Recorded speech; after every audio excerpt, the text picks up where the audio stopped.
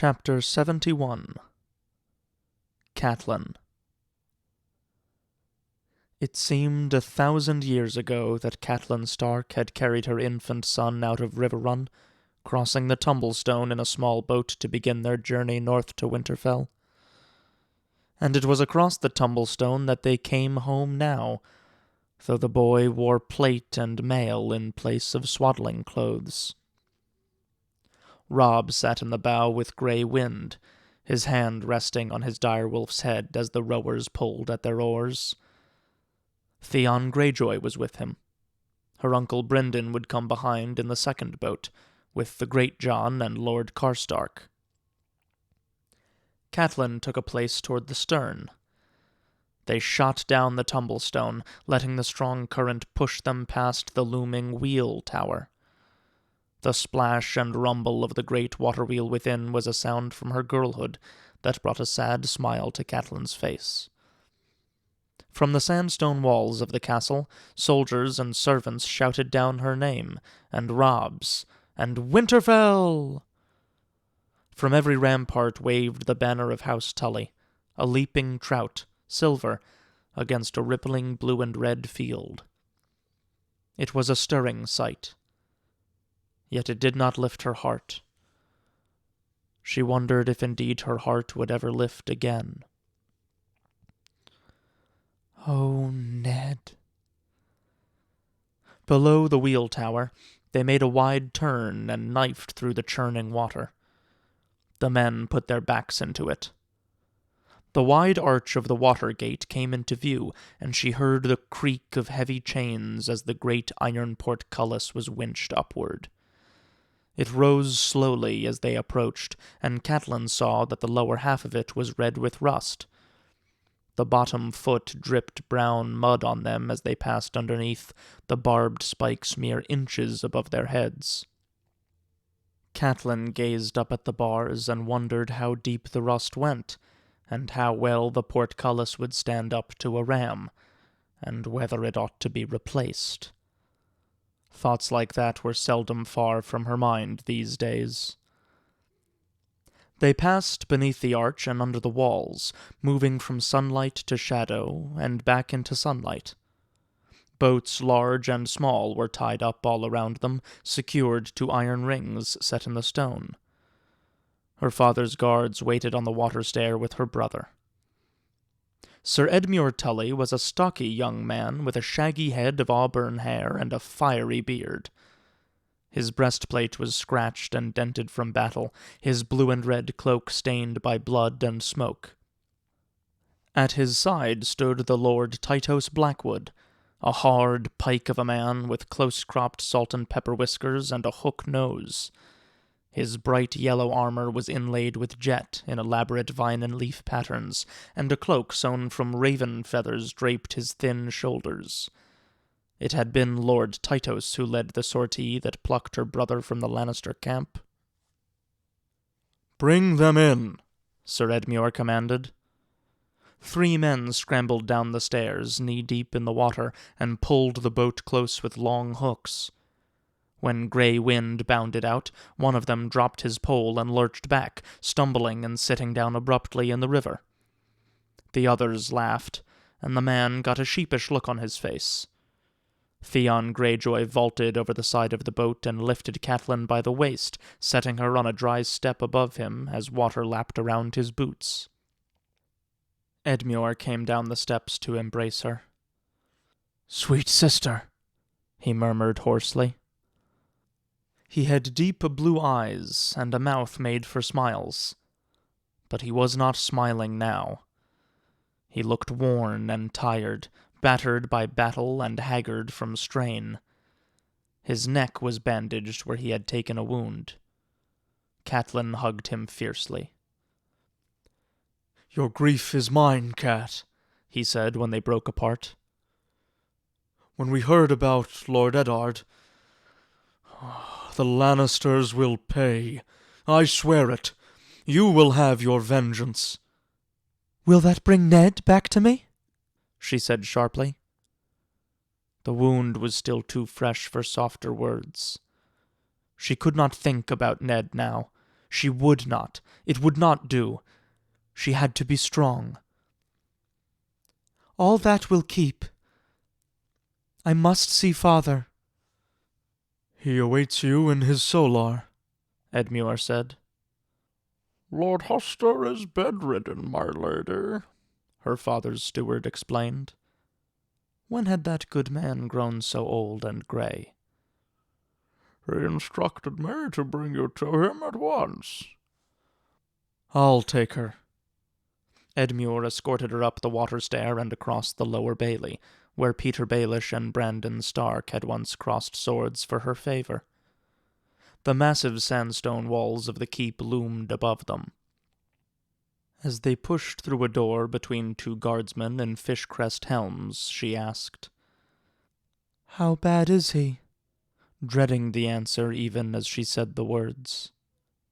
Edmure's look was somber. He will not be with us long, the maesters say. The pain is constant and grievous.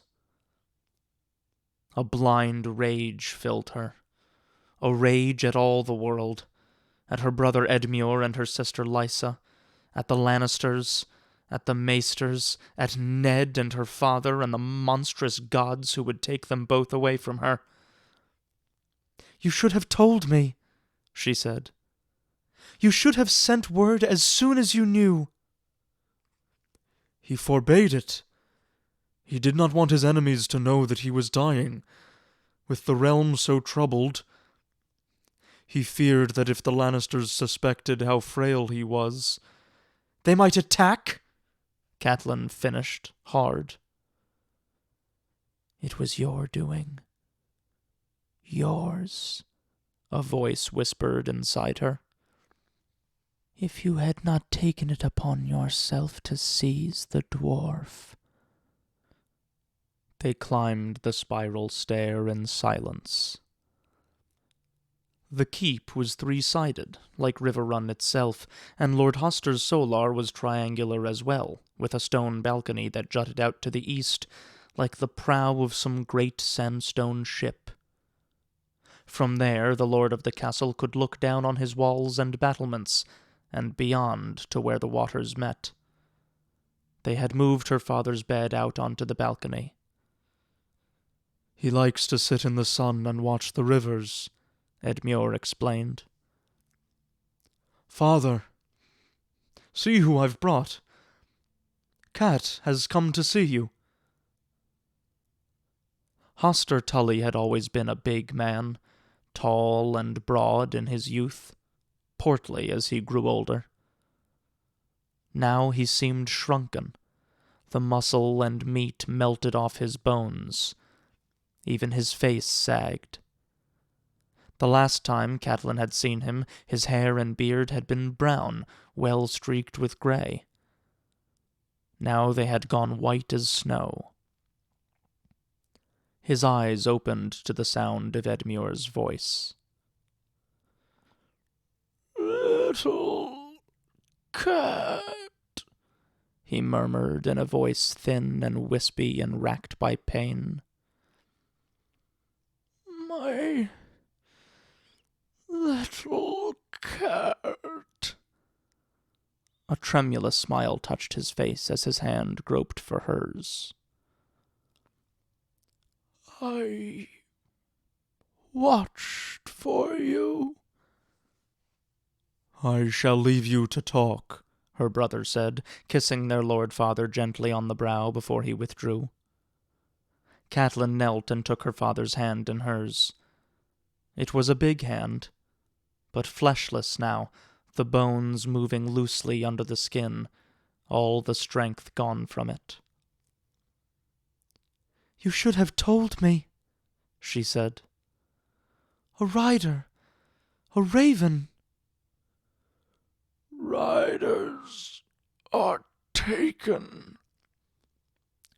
Questioned, he answered. Ravens are brought down. A spasm of pain took him, and his fingers clutched hers hard. The crabs are in my belly. Pinching. Always pinching. Day and night. They have fierce claws. The crabs.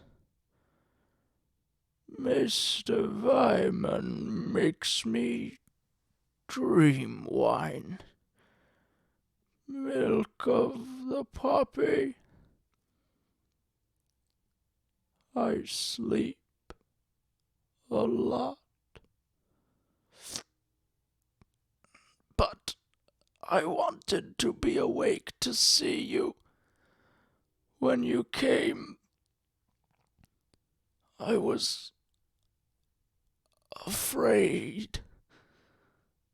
When the Lannisters took your brother, the camps all around us. I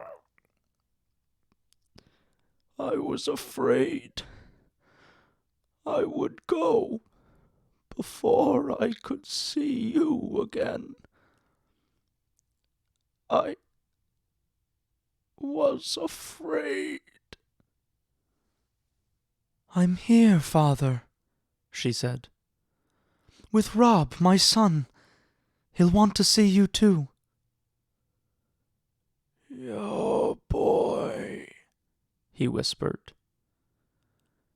He had my eyes. I remember. "He did, and does. And we've brought you Jaime Lannister in irons. Riverrun is free again, father."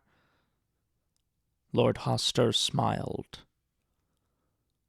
I saw last night when it began. I told them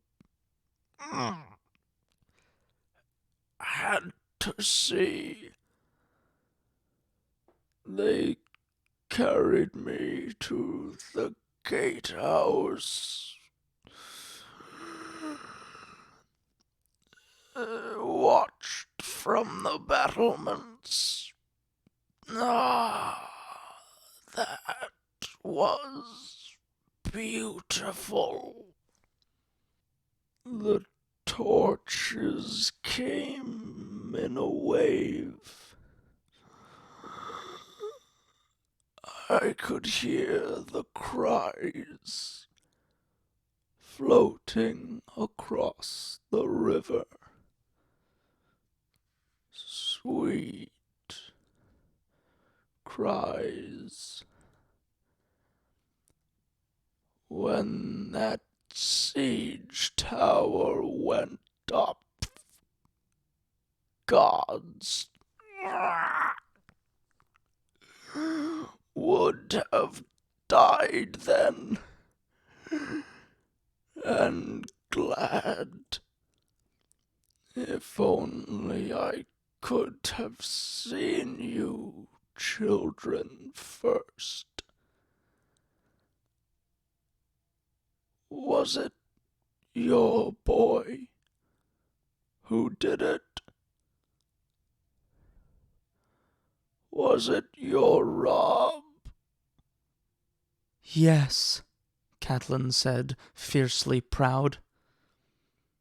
"It was Rob. And Brynden. Your brother is here as well, my lord."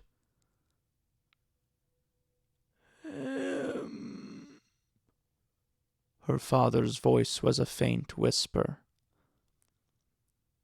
The blackfish came back from the Vale? "Yes." And Lysa? A cool wind moved through his thin white hair. Gods be good.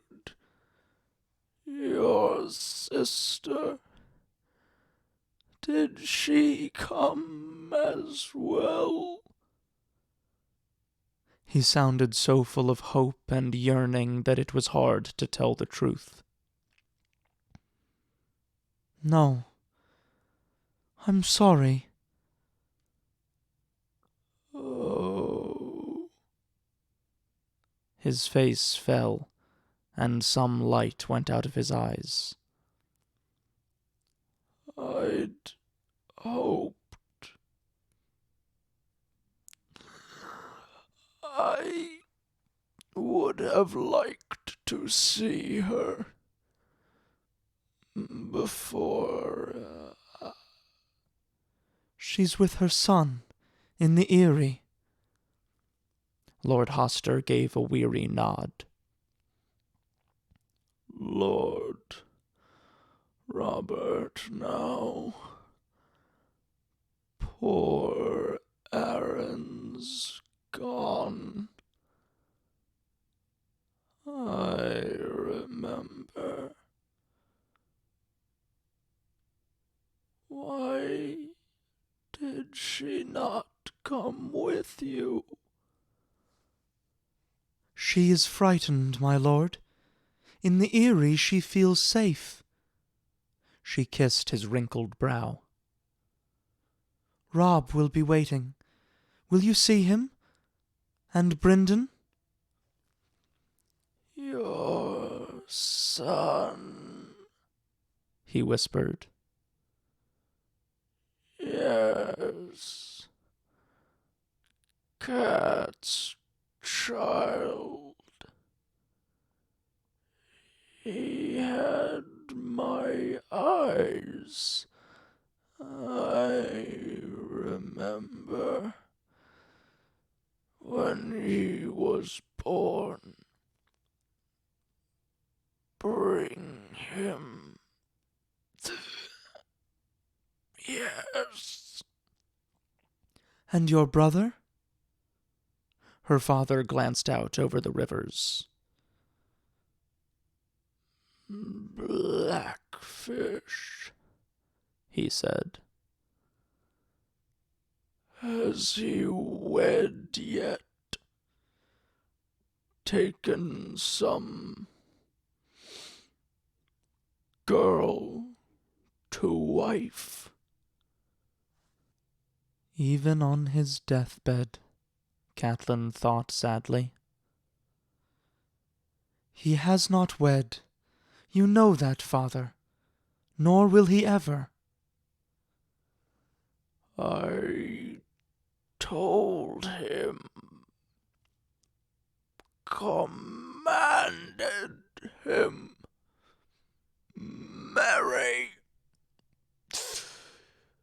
I was his lord.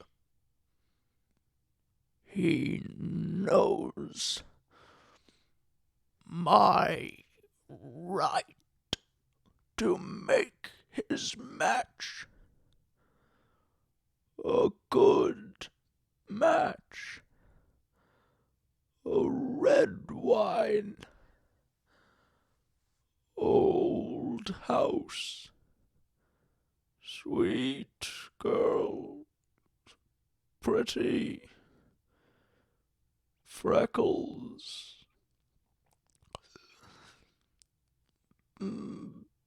Bethany, yes. Poor child. Still waiting. Yes. Still. Bethany Redwine wed Lord Rowan years ago, Catelyn reminded him. She has 3 children by him. Even so. Lord Hoster muttered. Even so. Spit on the girl.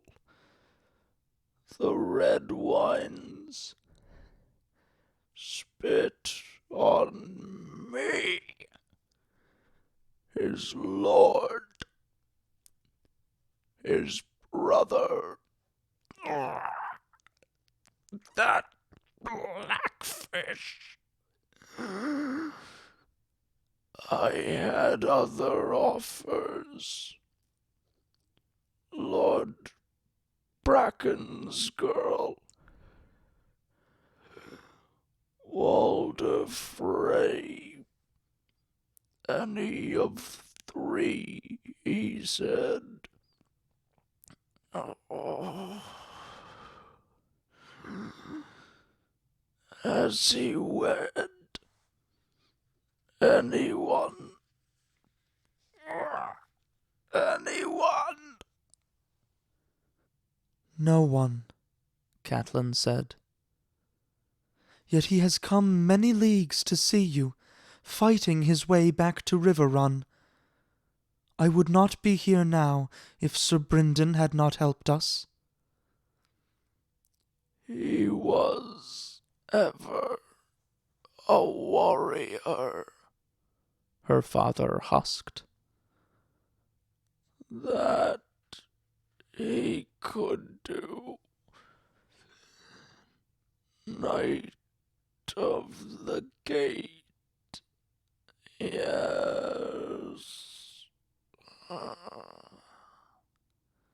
He leaned back and closed his eyes, unutterably weary. Send him later. I'll sleep now. Too sick to fight. Send him up later. The black fish. Catelyn kissed him gently, smoothed his hair, and left him there in the shade of his keep, with his rivers flowing beneath. He was asleep before she left the Solar. When she returned to the lower bailey, Sir Brynden Tully stood on the water stairs with wet boots, talking with the captain of Riverrun's guards. He came to her at once. Is he? Dying, she said. As we feared. Her uncle's craggy face showed his pain plain. He ran his fingers through his thick grey hair. Will he see me? She nodded. He says he is too sick to fight. Brynden Blackfish chuckled. I am too old a soldier to believe that. Hoster will be chiding me about the red wine girl, even as we light his funeral pyre. Damn his bones.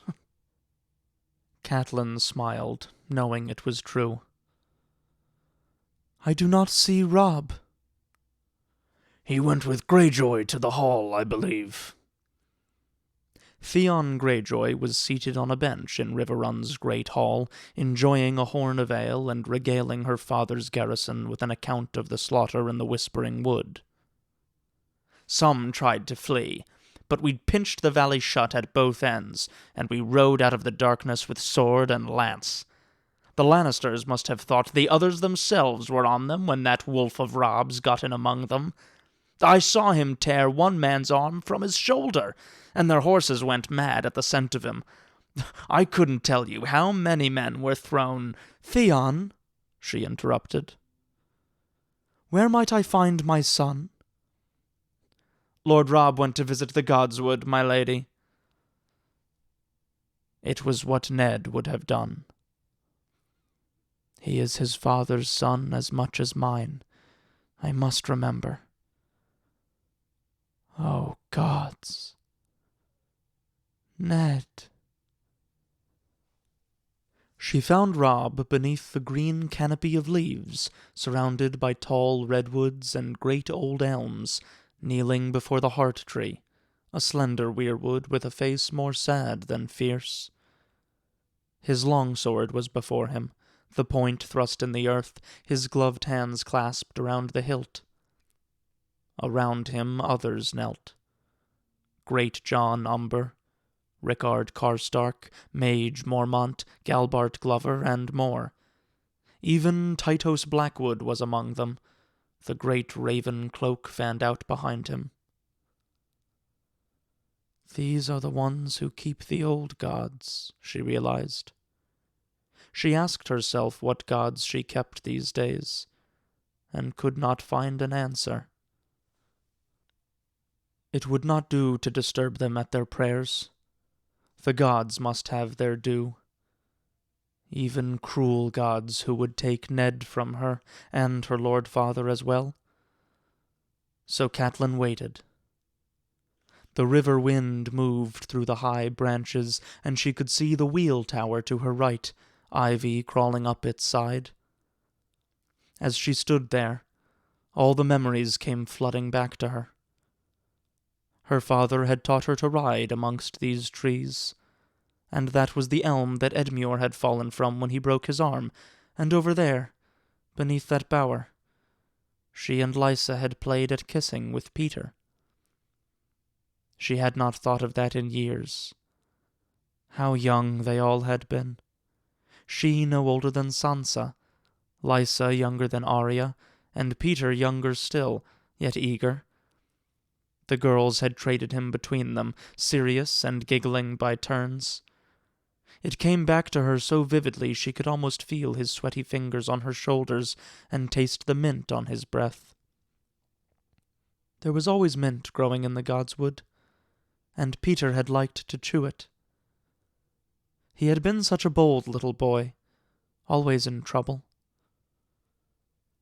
"He tried to put his tongue in my mouth," Catelyn had confessed to her sister afterward when they were alone. "He did with me, too," Lysa had whispered, shy and breathless. "I liked it."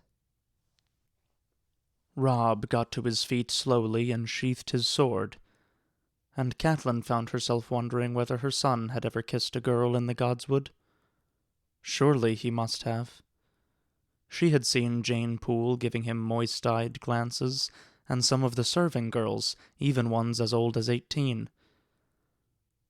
He had ridden in battle and killed men with a sword. Surely he had been kissed. There were tears in her eyes. She wiped them away angrily. "Mother," Robb said when he saw her standing there, "we must call a council. There are things to be decided." "Your grandfather would like to see you," she said. "Robb, he's very sick." "Sir Edmure told me. I am sorry, Mother. For Lord Hoster and for you. Yet first we must meet. We've had word from the south. Renly Baratheon has claimed his brother's crown." "Renly?" she said, shocked. "I had thought. Surely it would be Lord Stannis." "So did we all, my lady," Galbart Glover said. The war council convened in the great hall, at 4 long trestle tables arranged in a broken square.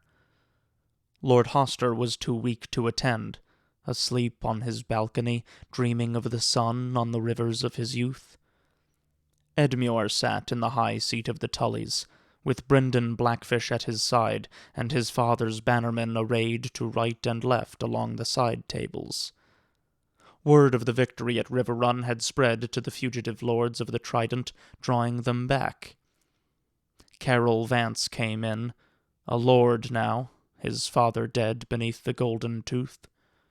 Sir Mark Piper was with him, and they brought a Derry, Sir Raymond's son, a lad no older than Bran. Lord Jonos Bracken arrived from the ruins of Stone Hedge, glowering and blustering, and took a seat as far from Titos Blackwood as the tables would permit. The northern lord sat opposite, with Catelyn and Robb facing her brother across the tables. They were fewer. The Great John sat at Robb's left hand, and then Theon Greyjoy. Galbart Glover and Lady Mormont were to the right of Catelyn. Lord Rickard Karstark, gaunt and hollow-eyed in his grief, took his seat like a man in a nightmare, his long beard uncombed and unwashed. He had left 2 sons dead in the Whispering Wood, and there was no word of the third, his eldest, who had led the Karstark spears against Tywin Lannister on the Green Fork. The arguing raged on late into the night. Each lord had a right to speak, and speak they did, and shout, and curse, and reason, and cajole, and jest, and bargain, and slam tankards on the table, and threaten, and walk out, and return sullen or smiling. Catelyn sat and listened to it all. Roose Bolton had reformed the battered remnants of their other host at the mouth of the causeway. Sir Helman Tallheart and Walder Frey still held the twins. Lord Tywin's army had crossed the Trident and was making for Harrenhal. And there were 2 kings in the realm. 2 kings, and no agreement. Many of the Lord's bannermen wanted to march on Harrenhal at once, to meet Lord Tywin and end Lannister power for all time. Young, hot-tempered Mark Piper urged a strike west at Casterly Rock instead. Still others counseled patience. Riverrun sat athwart the Lannister supply lines, Jason Mallister pointed out. Let them bide their time, denying Lord Tywin fresh levies and provisions while they strengthened their defenses and rested their weary troops. Lord Blackwood would have none of it. They should finish the work they began in the Whispering Wood, march to Harrenhal, and bring Roose Bolton's army down as well. What Blackwood urged, Bracken opposed, as ever. Lord Jonas Bracken rose to insist they ought pledge their fealty to King Renly and move south to join their might to his. Renly is not the king, Robb said. It was the first time her son had spoken. Like his father, he knew how to listen. You cannot mean to hold to Joffrey, my lord, Galbart Glover said. He put your father to death. That makes him evil, Robb replied. I do not know that it makes Renly king. Joffrey is still Robert's eldest true-born son, so the throne is rightfully his by all the laws of the realm. Were he to die, and I mean to see that he does, he has a younger brother. Tommen is next in line after Joffrey. Tommen is no less a Lannister, Sir Mark Piper snapped. As you say, said Robb, troubled. Yet if neither one is king, still, how could it be Lord Renly? He's Robert's younger brother. Bran can't be Lord of Winterfell before me, and Renly can't be king before Lord Stannis. Lady Mormont agreed. Lord Stannis has the better claim. Renly is crowned, said Mark Piper. Highgarden and Storm's End support his claim, and the Dornishmen will not be laggardly. If Winterfell and Riverrun add their strength to his, he will have 5 of the 7 great houses behind him. 6 if the Arryns bestir themselves. 6 against the Rock. My lords, within the year we will have all their heads on pikes. The Queen and the boy King, Lord Tywin, the Imp, the Kingslayer, Sir Kevin, all of them. That is what we shall win if we join with King Renly. What does Lord Stannis have against that we should cast it all aside? The right, said Robb stubbornly. Catelyn thought he sounded eerily like his father as he said it. So you mean us to declare for Stannis? Asked Edmure. I don't know, said Robb. I prayed to know what to do, but the gods did not answer. The Lannisters killed my father for a traitor, and we know that was a lie.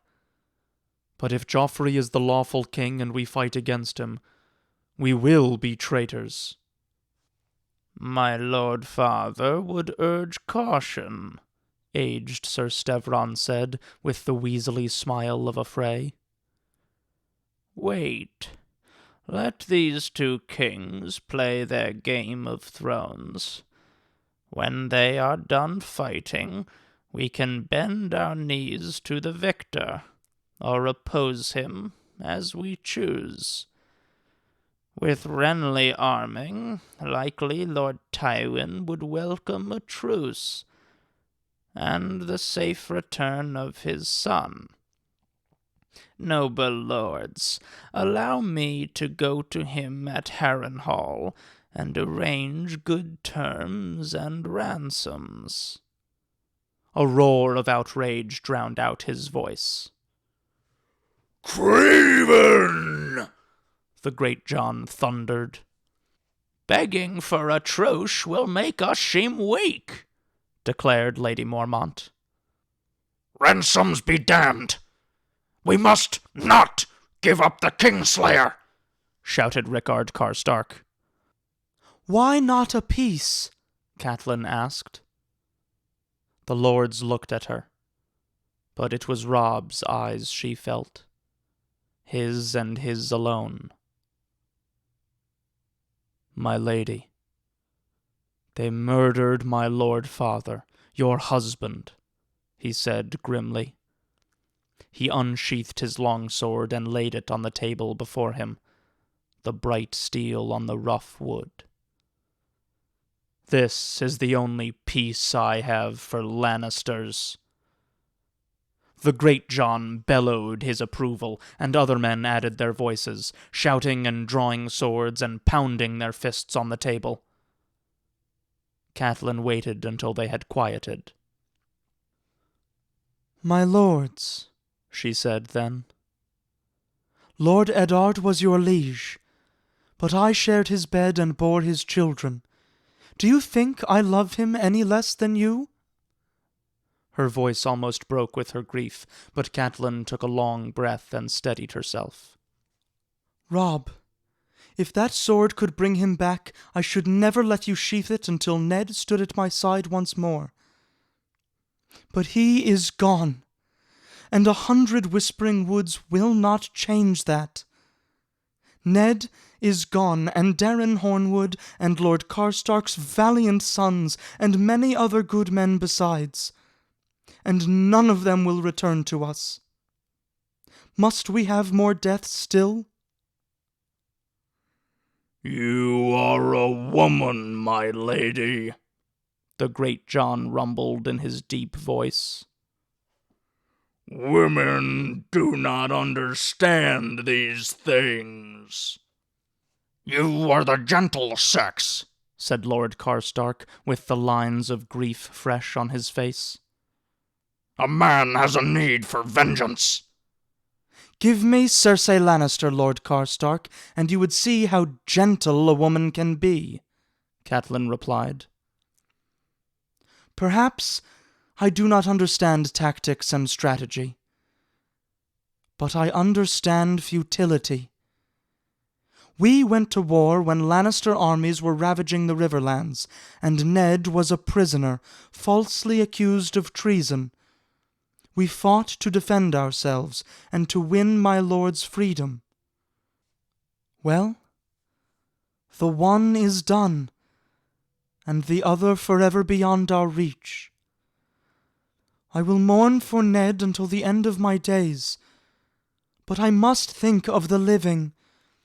I want my daughters back, and the Queen holds them still. If I must trade our 4 Lannisters for their 2 Starks, I will call that a bargain and thank the gods. I want you safe, Robb, ruling at Winterfell from your father's seat. I want you to live your life, to kiss a girl and wed a woman and father a son. I want to write an end to this. I want to go home, my lords, and weep for my husband." The hall was very quiet when Catelyn finished speaking. "Peace," said her uncle Brendan. "Peace is sweet, my lady. But on what terms? It is no good hammering your sword into a plowshare if you must forge it again on the morrow." "What did Torrin and my Eddard die for, if I am to return to Carhold with nothing but their bones?" asked Rickard Karstark. "I," said Lord Bracken. "Gregor Clegane laid waste to my fields, slaughtered my small folk, and left Stonehenge a smoking ruin. Am I now to bend the knee to the ones who sent him? What have we fought for, if we are to put all back as it was before?" Lord Blackwood agreed, to Catelyn's surprise and dismay. "And if we do make peace with King Joffrey, are we not then traitors to King Renly? What if the stag should prevail against the lion? Where would that leave us?" "Whatever you may decide for yourselves, I shall never call a Lannister my king," declared Mark Piper. "Nor I," yelled the little dairy boy. "I never will." Again the shouting began. Catelyn sat despairing. She had come so close, she thought.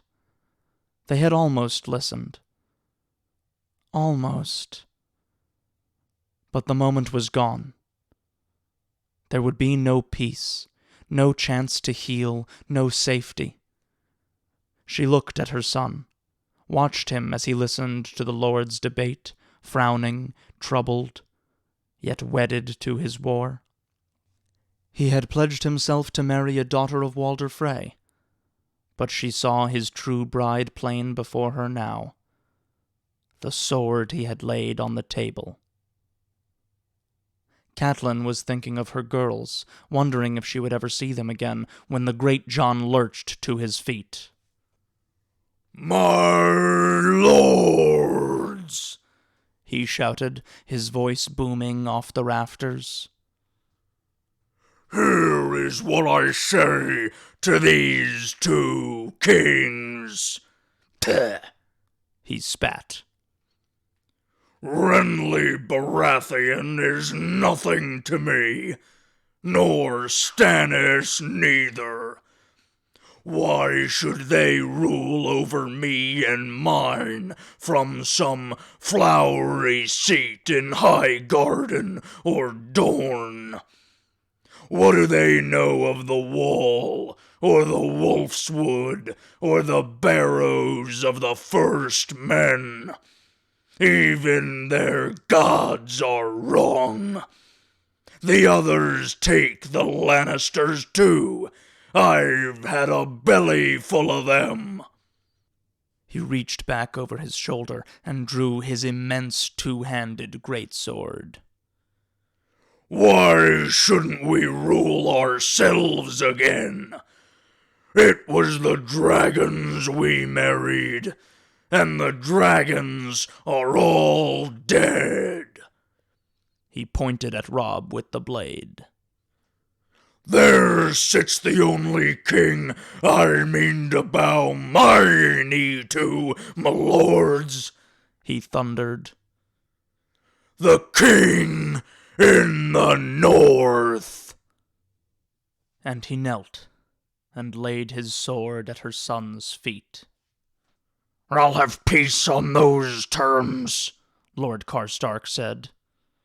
"They can keep their red castle and their iron chair as well." He eased his long sword from its scabbard. "The king in the north," he said, kneeling beside the great Jon. Mage Mormont stood. "The king of winter," she declared, and laid her spiked mace beside the swords.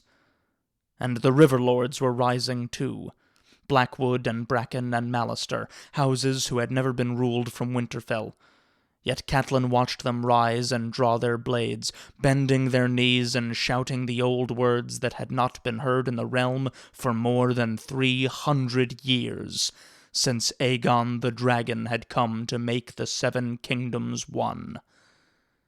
Yet now here heard again, ringing from the timbers of her father's hall. The King in the North! The King in the North!